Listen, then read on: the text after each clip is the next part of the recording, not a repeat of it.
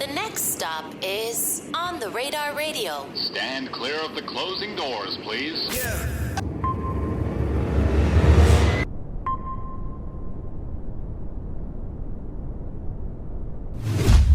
Yes, sir, baby. On the Radar Radio. Yo, special guest in the building. Chicago in the building. Delo do numbers in the building. My guy. How are you today? I'm lit. Let's get it. About to bag it and bag it. Delo do numbers, right? Yes, sir. Happy to have you here, bro. I appreciate it. I'm glad to be here. How you been? Man, I'm good, man. Real good. Trying to, lock in and navigate this music scene, man. This shit nice right here. What? Like New York or just in general? In general, you know what I'm saying? Living my dream, Mm-hmm. We move around quite a bit. So you from Chicago originally? Yep. What part? South side, man. South side, the best side, South side, the best side. So how did this all begin for you, my brother? Man, this shit started at a young age, Shit, watching TV, watching motherfuckers perform and shit. You see that shit coming from the hood, that shit make you want to do that shit. Right. So I'm like, shit, let me try it out. On everything, tried it out. Felt that I was hot.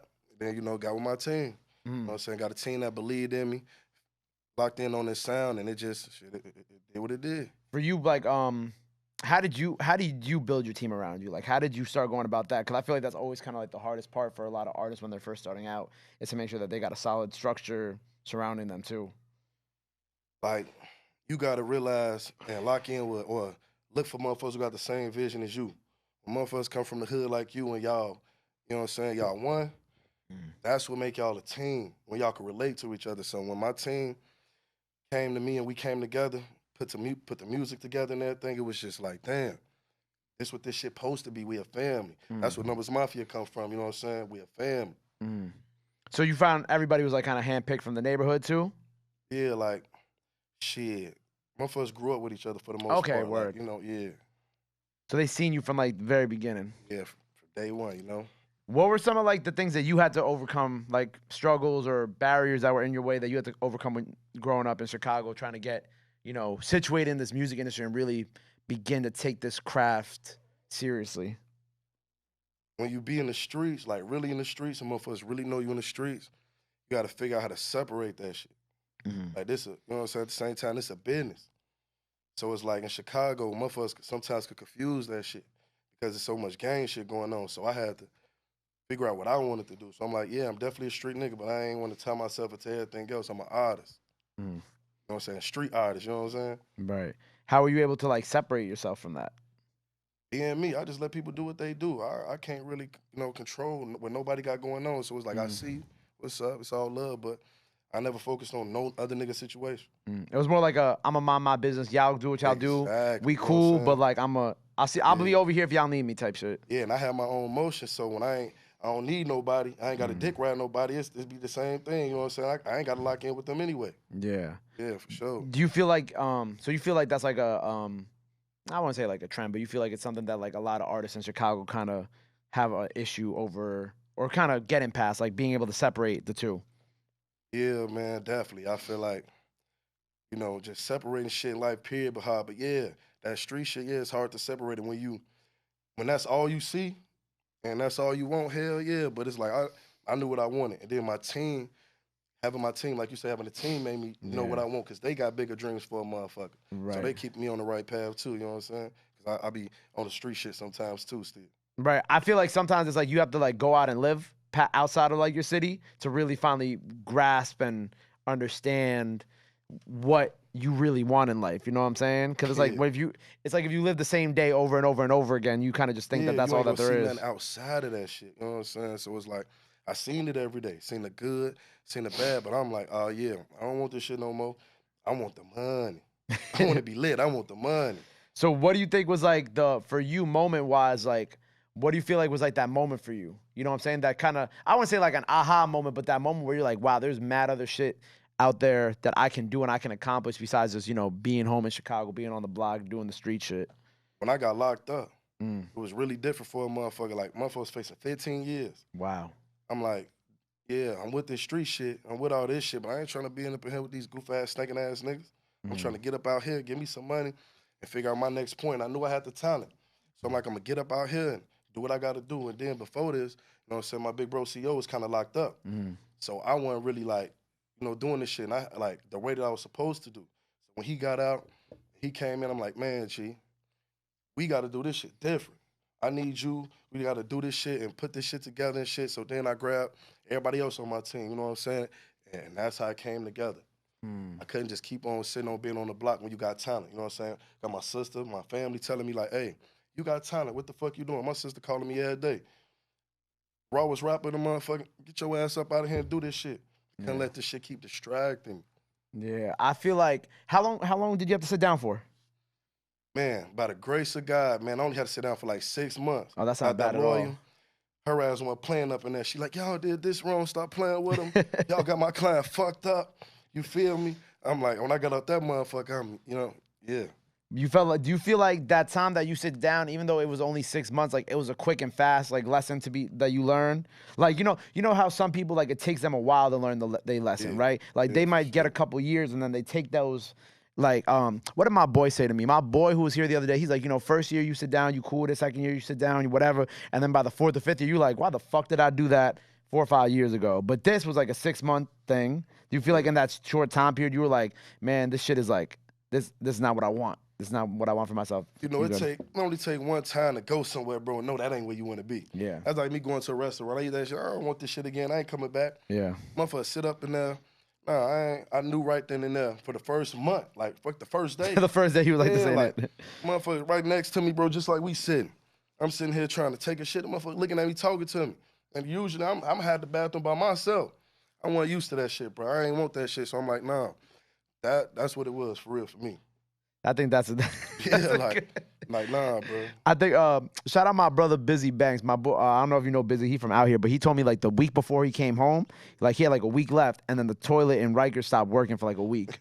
So he was like, by that last week when he came home after that, he's like, bro, I ain't never going back. Or was he in Rikers? I think he was in Rikers, but he was like, I ain't never going back, bro. He's like, that was it for me. And I think it's funny how there's like, between you and him, there's just like a mutual story about like, yo, man, using the bathroom in there, nah, I ain't never going back.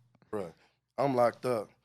And, you know what I'm saying? A motherfucker get in a fight, so, they put you in the, put you in the hole and shit. Yeah. You got into a fight? Yeah, I got in a fight. They put me in the hole, bro. This is my first time in the hole. Motherfuckers hear about that shit, see it all the time. It's my first time in there. They say you get a couple hours out on the phone. I realize they ain't gonna give you no hours on the phone. Then the motherfuckers pissing, shitting in the bottles, all that shit they see. They really pissing in bottles, bro. My cell right next to a motherfucking cell that they sprayed with the piss, the shit. They left Kool-Aid stains in there. I sat to smell that shit for days, bro. Days. They ain't cleaned it up. We ain't getting no bleach. We ain't getting no none of that. I'm like, nah, That's crazy. Hey, I had to put a bar of soap under my nose. Under your the nose? Bar, like, bro, just put it right there, yeah? That's insane. That's insane. And that was the guys next to you, so? Next to my cell. Spray this shit up. They called that shit the Dirty 30. That was the name of the cell, or that was the name of the guy? That's what they called it when they sprayed him. Okay. He was in there banging on this door, kicking that motherfucker, telling me, let me out of here. Like, he was an older guy. He was going crazy. For real. So he was like an older guy who'd been in there probably for a long time. I really don't know how long he been up in there because it was my first day up in there. Oh, but you were saying he was like older, though? Yeah. Okay. Like, yeah, so I don't know what he did to bro to make him do that to him. Right. Spray this shit up. And I'm like, all right. Yeah. Time to go home. Yeah. Yeah, you feel me? So you came home and you were just like, look, man, this is what we doing from now on. You know what I'm saying? We just focusing on the music shit. I say the money and the music, you know what I'm saying? Because it's like, you can't be in the music without getting money. Yeah, facts. You got to get the money first, you know what I'm saying? So it's like, I had to focus on the way to get my money, you know what I'm saying? And I had to get it. You know what I'm saying? I really was out here doing numbers, bro, hustling. You know what I'm saying? Had to smoke pounds. That's what motherfuckers know me for, you know? Yeah. But it was like, man, either you going to do that or the music. And I'm I like here. On the radar, I'm here. And I like that for you because it's like, especially like hearing like stories like that, it's good to see someone who, was able to make it out of the circumstances that they was in. And it's like here to tell the story. Cause like what you say, like the story that you just told me is like, it's a triumphant story for you, but it's also a cautionary tale to others. You know what I'm saying? It's like, bro, you don't want to be in there having somebody talking to you while you trying to take a shit. Yeah, or like, you know what I'm saying? Like shit like that. Yeah, motherfucker, you on that motherfucker say something wrong, you don't want to knock his ass out. You know what I'm saying? Why you like, nah, bro, I'm trying to use the bathroom. I don't want to hear what you talking about. Right. That's exactly what they be on. Right. So we come home, we start doing music again. I saw you linked up with Cowboy a little while back. What's your relationship with him? Obviously Chicago, but outside of that. You know, it's all love. You know, bro doing his thing, I'm doing my thing, but you know it's all love for sure. Right. Do you have any other like records with other people in the works? Yeah, man. You know, we got a lot of shit planned for it, man. We just trying to see who we gonna specifically put on some records. Like, we got a lot of people in mind, but I do a lot of songs by myself. I like to carry that shit on my own, you know what I'm saying? But I'm definitely looking forward for some features, you know, like industry motherfuckers, Lil Baby, Future, maybe Dirt, all the motherfuckers, like, you know, they holding their own. I want to show I can hold my own, you know? Right. With like the music right now, so like obviously we got the new single Bag It that's been out, that just came out. What are you cooking up for the rest? Do we have a project coming this year? What's kind of going on? Shit. I got singles, man. We dropping singles, man, for sure. I feel like I should keep dropping singles to see exactly what catch, you know what I'm saying? Like, I could drop, like, really, I could drop 3 albums today. More than that, I got all type of music put together. But me and my team came up with the plan single. One gonna catch, and then we gonna, you know, see what's next after that. Word, man. Well, I'm excited for you. Are you signed right now? Like, what's your situation? And I'm independent right now, man, but I'm Numbers Mafia, signing myself. You know, we a family. So it's Numbers Mafia. That's the label. That's the squad. That's the label, man. That's the label. Okay. It's the brand, the label, everything. Is it just you under, or you got some other people under with you, like other artists? Right now it's just me. Right now it's just me under the shit, but we got some other artists that we know. I think we're gonna introduce real soon, fucking with some people, but it's just me right now. Do you think you ever gonna sign to a major? Is that something in the cards for you that you want? Why not? You know what I'm saying? It's a lot of pros and cons to it, but when you come from where I come from, shit, I ain't turning down no any situation that can help benefit me. Right. Any like, blessing, yeah. Yeah, it's a blessing. Like, they did a lot of work for where they at. And if they believe in me and see what I got going on, shit, why not? Right. You know, and at the end of the day, it's about what I agree to, what we agree to. So hell yeah. Right. I also like your sound. Like, you got the trap sound, but you also got some soulful shit too. Oh yeah. You know what I'm saying? Like some trap soul shit. Man, what I mean, bro, any lane you can imagine I could tap into, like for real. But I wanna build a foundation on one sound, then show them how I'm coming next. You know what I'm saying? Surprise motherfuckers. That's what I'm on. Right. You could drop like the Bag It, but then also like what you did today. Like, I like what you did today because it was a little different than what I feel like I might have expected too. Yeah, exactly. You know what I'm saying? I could go from high energy music. You know what I'm saying? I could definitely do the gangster music. Could do anything. It's like I'm a type of artist. I'm gonna give the beat what it give me. Beat come off and it's giving me that feel. I'm gonna turn that motherfucker up. It's turned up. It's laid back. Sometimes you gotta go against the motherfuckers too. Right. Right. Yeah. So we got some more singles on the way. Yeah. Project hopefully this year. Yeah. What else we got cooking for the rest of this year before we get you out of here and we get you rapping? Man, got a big concert coming up, man. With Trippie Redd. Congratulations. Love that. Oshkosh Arena, April 22nd. Shit, I got a single, Okay, finna be coming out soon. Okay. Man, I don't even know if I'm supposed to say this, but I got something coming out called Victim Love that's gonna fuck their head up. I ain't gonna lie to you, it's gonna fuck their head up. Like, yeah, it's different. Word, man. Well, I'm looking forward to all that. Congrats on the show with Trippie. You know what I'm saying? Sure. By the time y'all see this freestyle out now, so please go run that up. Please go show that some love.